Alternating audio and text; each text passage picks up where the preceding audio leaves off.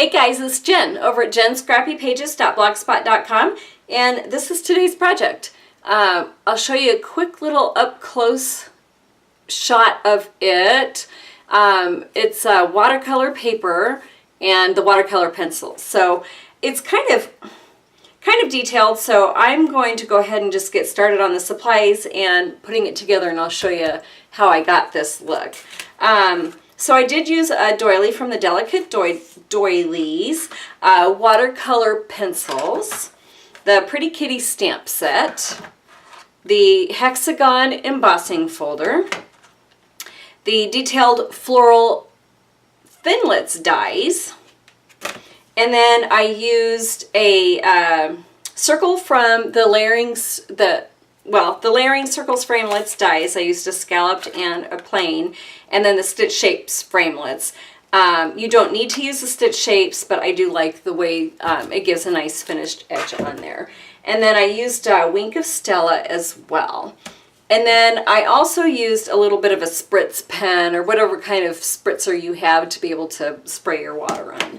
For cardstock, I used a 4 1/4 by 11 rose red cardstock and a piece that's 3/4 by 2 1/8.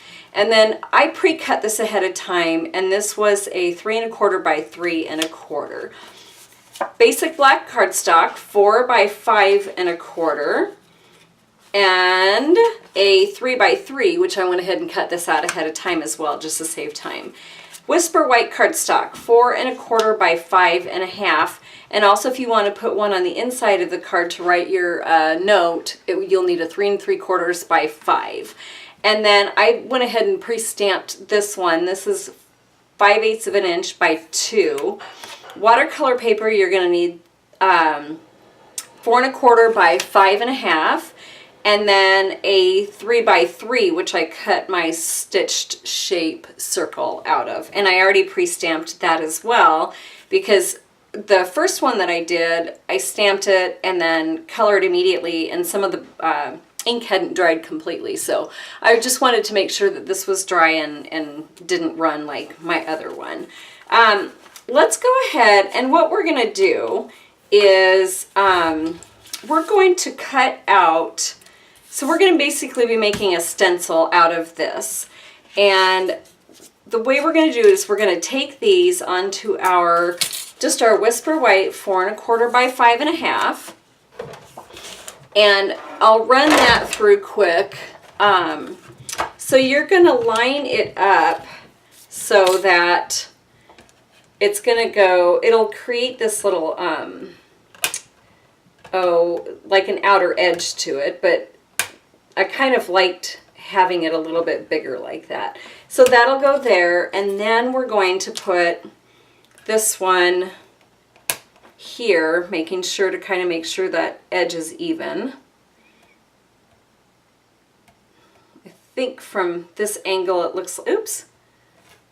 And the magnetic platform really works nice to keep this in place. So I think that should be about right.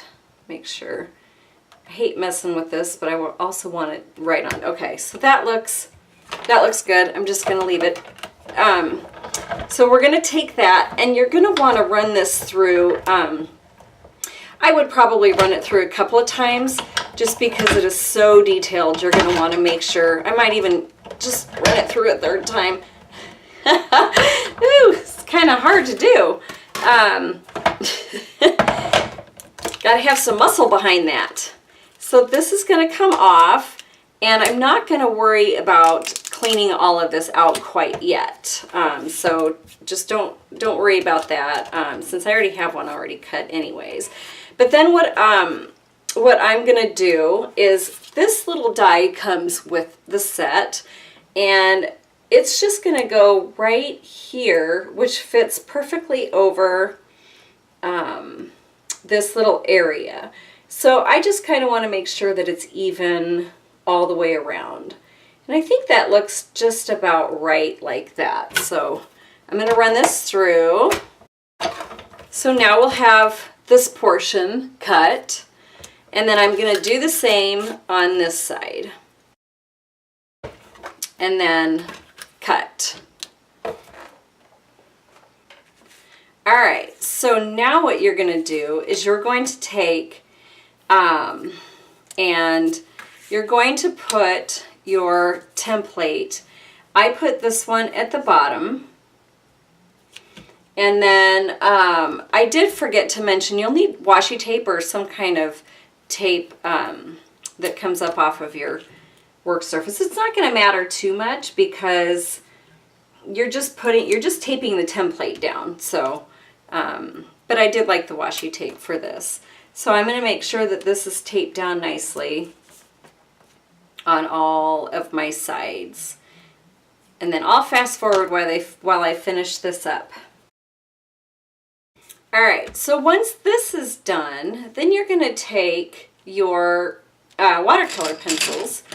And the colors I used, I'll go over them briefly with you. I used Old Olive, Rich Razzleberry, Early Espresso, Melon Mambo, Calypso Coral, Bermuda Bay, and Daffodil Delight. And what I did is I kind of, at first it was hard for me to decipher what was what on this template. Of course, now that you can kind of see the colors, it's a little bit easier. So I came in here and just colored in each of the flowers, and I'm not going to do this whole entire thing for you because that would just take forever. But I came in here and decided which ones of that flower I wanted to be the Melon Mambo. And it doesn't have to be perfect, doesn't have to be exact. So, and then I took my Rich Razzleberry and just kind of came in here and highlighted. I'm not like a professional, watercolor person, or I don't do, highlighting and shading and all that. So, I'm sure for those of you guys who are better at that kind of stuff than me, maybe your flowers would turn out a little bit, maybe more shaded or whatever than mine. But this kind of just gives you an idea of how I filled in. I did take my green, my Old Olive, and wherever I saw a leaf, I went ahead and colored in the leaves or the stems for each of them. And again, this does not have to be exact, so don't worry about not filling in the entire area. My Daffodil Delight, I came in here and chose some flowers to put that in. And then I kind of did, like the same flowers. So if I had this flower here or this one, then I chose to do this one in the Daffodil Delight. And then my, my Bermuda Bay, I kind of put a little bit of blue in it. And if you wanted, if you didn't want the blue, you don't have to use it. Like I said, this can go so many different ways with so many different colors. So, and then my Calypso Coral, which I ended up not really seeing much of it. I just kind of colored in with this flower. So you're going to do that with this whole entire thing. And then when you're done, you are going to have something that will look like, oops, my paper's coming up. I need new stuff anyways. So you'll have something that will look similar to this. And this one I colored in pretty dark, so we'll see. The beauty of this is it turns out different every single time. You're also going to want to have some sort of paper towel once you spritz. And you can do this one of two ways. You can, which I might do this, sometimes the watercolor paper will curl up on you. So if you want to secure it down here in this area so it doesn't really start curling up, you can do that. And then this is where the magic happens. I was trying to look for, sorry, I didn't mean to do that. I had this little brush that came in one of my paper pumpkins and I kind of like it. So I'm just going to spritz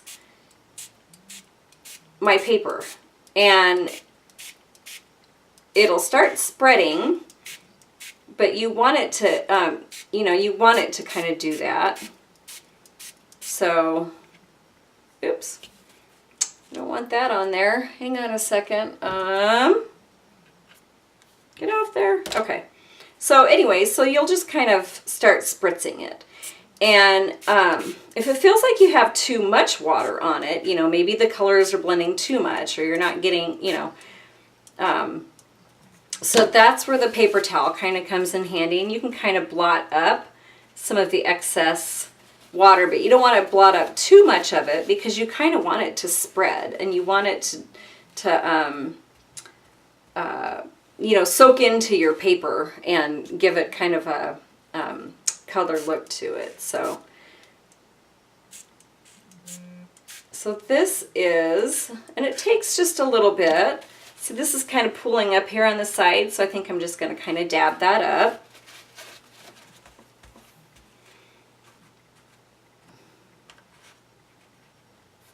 And you can even take in your little brush if you want, in the places that aren't moving around as much as you would like, and kind of help those along as well.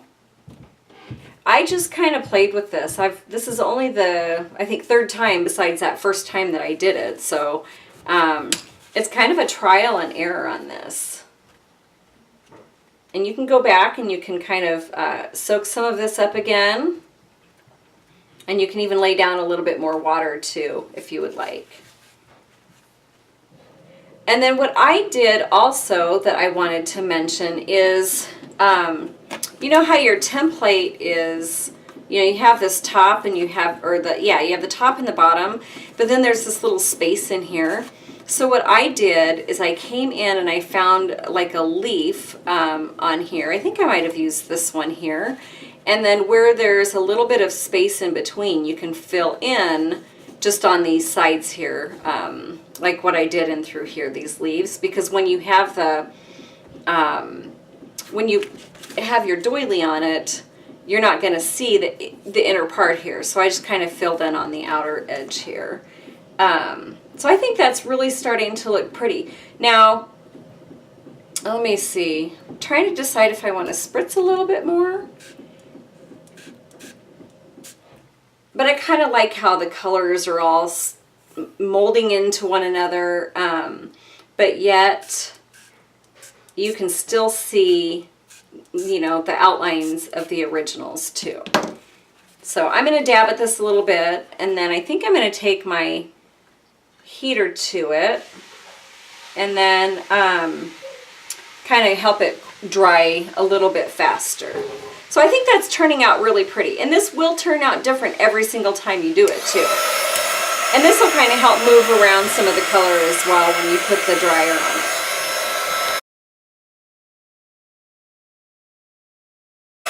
it. Okay, so this is what you have. And you want this dry for our next step. So I'll bring that up there. You know, I think it's kind of pretty. It really softens the watercolors and blends them all together. So then what we're going to do next is we're just going to push this stuff aside, and I'm going to come in here with my embossing folder. And what I liked about this is you could certainly use it without the embossing, but I think the embossing on this ends up adding just that extra bit of,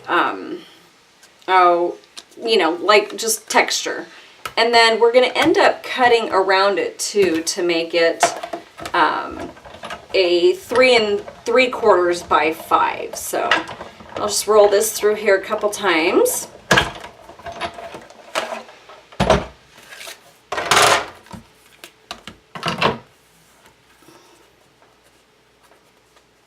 Oh, maybe. Okay, look at that. Isn't that really cool?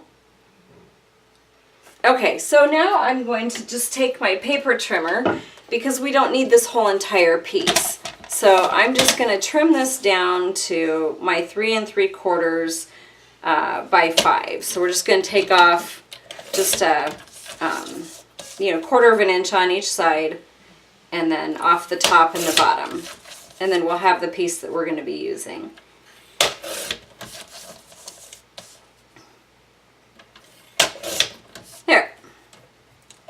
Oh, it just keeps getting prettier and prettier. Now for the kitty, I guess I'm going to go ahead and color this little guy in. So I just used the rich raspberry, and I colored in these little flowers here. Like that, and then I came back in and I colored in these little, and you can go as light or as dark. I might go actually a little bit lighter on this, but I think they turned out a little bit darker on my original, but I think that's because I got some of the black in there along with it. So hopefully that won't happen this time when I go to blend it. And then, you know, whatever colors you want. So I'm going to finish coloring this in, and then I'm going to fast forward through it.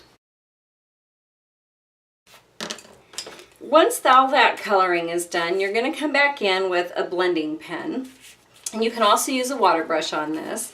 Just when you come through, make sure as you change colors with your pencils that you also wipe that previous color off before you start a new one.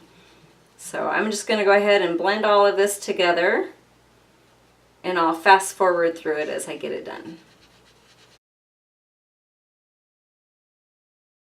Okay, so here we have the finished one, and actually this one turned out a lot brighter because I didn't have all that black seeping through. Not that this one isn't, the original's not pretty, but, and then what I went ahead and did at the very end is I took some of my Melon Mambo, and I don't know if you guys saw me as I was fast forwarding through it, but I took it and I just colored my pencil on here and then picked up the color off of my blending pen, and I added some little cheeks and little pink ears as well. And then because I can't just stop there, I did add Wink of Stella to all of the flowers and the leaves. So, and then the other thing I was going to mention too is if you don't have a blending pen, the Wink of Stella does a really good job with blending the colors in as well. So, so you can use that instead if you would like. I'm just going to push everything out of the way. The rest of this is just going to be assembling everything on here. And I didn't add any pop dots or anything to my cardstock base, so we're just going to put this on. And forgive my big gun, I'm so used to grabbing it. I think I've got different adhesive to use as well. But so that's just going to go right here on top of my basic black. And then we're going to take this piece and we're going to layer that on top of the card base.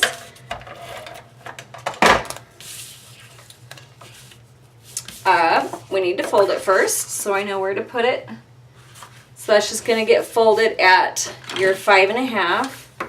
I know, is that washi tape bugging you? It's bugging me. Sorry.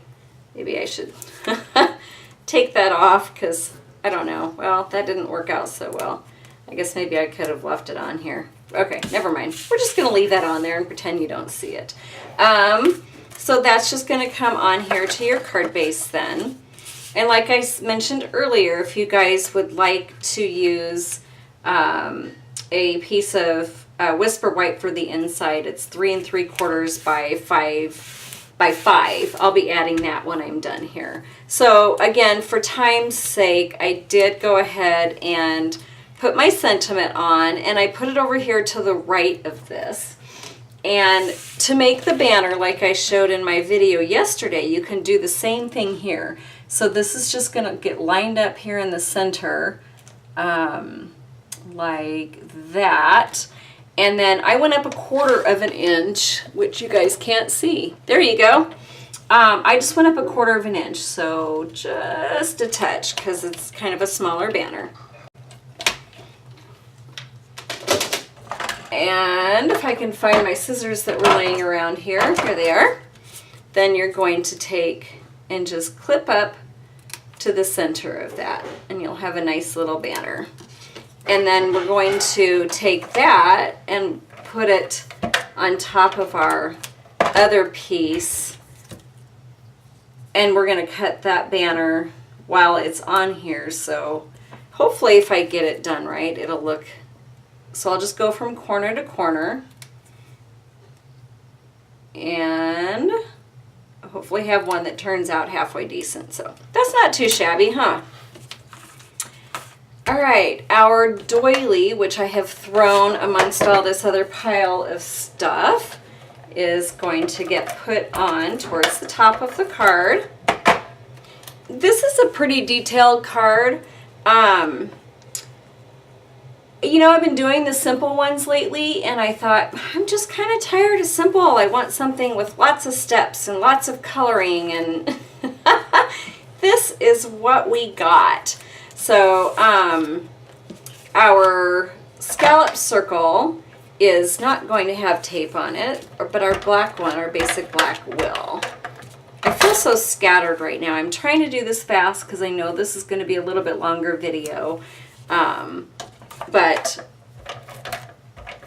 and I even cut out steps for you guys, because can you imagine how long it would have been if I had stamped everything and cut all these circles out? That would have been a little while. Okay, so that's going to go there, and then we're going to grab some Stampin' Dimensionals, which I don't see on my workspace right next to me. So I think I'm going to skip that. I'm not sure. Usually they're on here. Oh, hold on a second. Okay, I found them. I just didn't feel right not using them, because I feel like it just needs to be popped up just a little bit.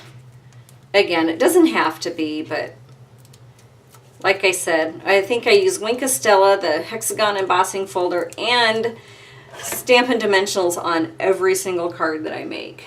Maybe I need to branch out from that and stop doing it. I don't know.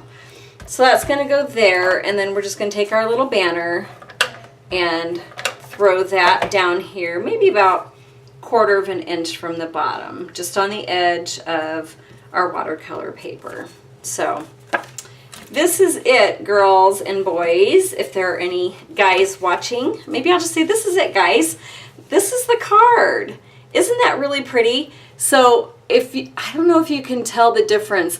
I feel like this one that I made just now is a little bit brighter than this one. And I think that's because I maybe used a little bit heavier hand in my watercoloring with my pencils. So, but this is it. I'm just really tickled with the way it turned out. So thank you for watching. I really appreciate it. If you would like to go to my blog, jenscrappypages.blogspot.com, I will have the dimensions and a shopping list on my on a little PDF printable format. But if you would like to recreate this, it's probably best just to come back to the video to do so. Thanks again for watching. I hope you enjoyed, and I hope you learned something new. We'll talk to you later. Bye.